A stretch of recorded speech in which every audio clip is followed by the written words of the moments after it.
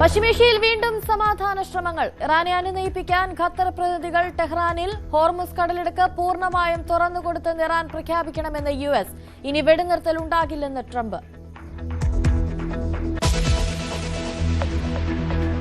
നേട്ടമായി പ്രധാനമന്ത്രി നരേന്ദ്രമോദിയുടെ ത്രിരാഷ്ട്ര സന്ദർശനം. സുപ്രധാന കരാറുകളിൽ ഒപ്പിട്ടു. ഓസ്ട്രേലിയയിൽ നിന്ന് യുറേനിയം ഇറക്കുമതി ചെയ്യും. മോദി ഇന്ന് തിരികെ ഇന്ത്യയിലേക്ക്.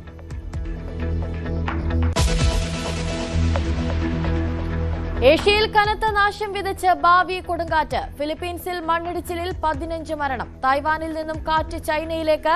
വിമാന സർവീസുകൾ റദ്ദാക്കി രാജ്യങ്ങൾ. പ്രവൃത്തി പരിചയമില്ലാത്തവർക്ക് ലക്ഷങ്ങൾ ശമ്പളം നൽകി കെ-ഡിസ്കിൽ വഴിവിട്ട നിയമനം. എക്സിക്യൂട്ടീവ് ഡയറക്ടറെ നിയമിച്ചത് എല്ലാ ചട്ടങ്ങളും ലംഘിച്ചെന്ന് രേഖകൾ. വിവാദ നിയമനം നടത്തിയത് കഴിഞ്ഞ സർക്കാരിന്റെ അവസാന കാലത്ത് KM എബ്രഹാം. നിർണായക രേഖകൾ ന്യൂസ് 18 എക്സ്ക്ലൂസീവ്. വയനാട് കള്ളാടി ദുരന്തത്തിൽ ഇനി കണ്ടെത്താനുള്ളത് ഒരാളെ. ഹിമാചൽ സ്വദേശി ബിക്രം സിംഗ് റാണയ്ക്കായി തെരച്ചിൽ തുടരുന്നു. ഇന്ന് സോൺ 2-ലും മീനാക്ഷിപ്പുഴയിലും വിപുലമായ തെരച്ചിൽ.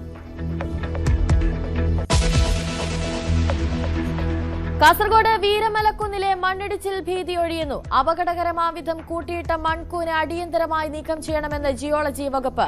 News 18 impact.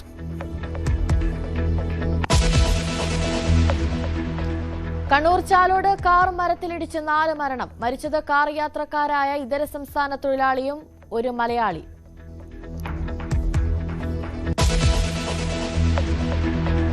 ഗംഭീര പ്രകടനവുമായി സ്പെയിൻ ലോകകപ്പ് ഫുട്ബോളിന്റെ സെമിയിൽ. ബെൽജിയത്തെ തോൽപ്പിച്ചത് 1-2 ഗോളുകൾക്ക്. സൂപ്പർ സബായി മിഗേൽ മെറിനോ. സെമിയിൽ എതിരാളികൾ ഫ്രാൻസ്.